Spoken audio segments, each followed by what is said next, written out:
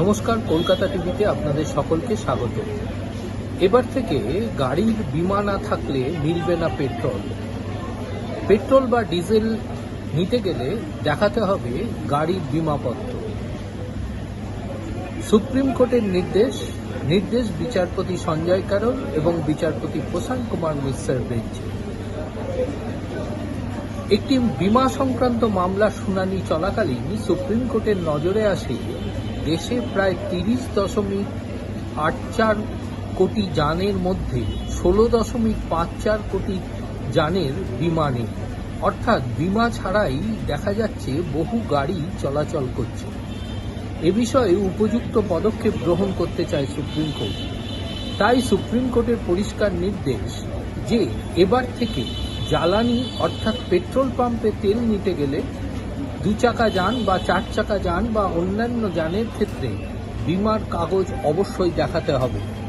বীমা করলে তবেই তেল মিলবে, না হলে তেল মিলবে না। সুপ্রিম কোর্টের পর্যবেক্ষণ, এতে অনেক বেআইনি গাড়ি চলাচলের ক্ষেত্রে বন্ধ করার পদক্ষেপ গ্রহণ করতে পারবে। এই প্রসঙ্গে আরডিএ এবং জাতীয় সড়ক পরিবহন কর্তৃপক্ষ যৌথভাবে এই বিষয়টি তদারকি করবে। এছাড়াও ভবিষ্যতে বিভিন্ন টোল প্লাজাতে ম্যানুয়ালি যাতে এই বীমা সংক্রান্ত বিষয়ে পরীক্ষা করা যায় সে বিষয়ে উদ্যোগ নেওয়ার নির্দেশ দিয়েছে সুপ্রিম কোর্ট।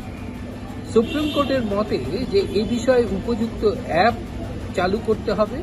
বীমা সংক্রান্ত অ্যাপের মাধ্যমে স্থানীয় পুলিশ প্রশাসন চেকিংয়ের সময় তারা যদি দেখে যে ওই গাড়ির কোনো বীমা নেই, তাহলে সেক্ষেত্রে তারা সঙ্গে সঙ্গে ক্ষতিপূরণ অর্থাৎ পেনাল্টি চালান কাটতে পারবে। সুপ্রিম কোর্টের এই নির্দেশ সারা দেশ জুড়ে এই পালন করতে হবে। অর্থাৎ এবার থেকে গাড়ি চলাচলের ক্ষেত্রে সবথেকে বড় বিষয় হচ্ছে বীমা। সুপ্রিম কোর্ট তার রায় দিতে গিয়ে জানিয়েছে যে বহু গাড়ি চলাচল করে, যার দেখা যাচ্ছে প্রায় 16% গাড়ি অর্থাৎ 16.54 কোটি গাড়ি অর্থাৎ প্রায় বেশ কিছু শতাংশ গাড়ি তারা বীমা ছাড়াই রাস্তায় চলাচল করছে। এর ফলে যদি কোনো দুর্ঘটনা ঘটে, সেই দুর্ঘটনায় যে সমস্ত ভিকটিমরা রয়েছেন তারা উপযুক্ত ক্ষতিপূরণ পাচ্ছেন না। এই বিষয়টিকে মাথায় রেখেই সুপ্রিম কোর্ট এই নির্দেশিকা জারি করলেন।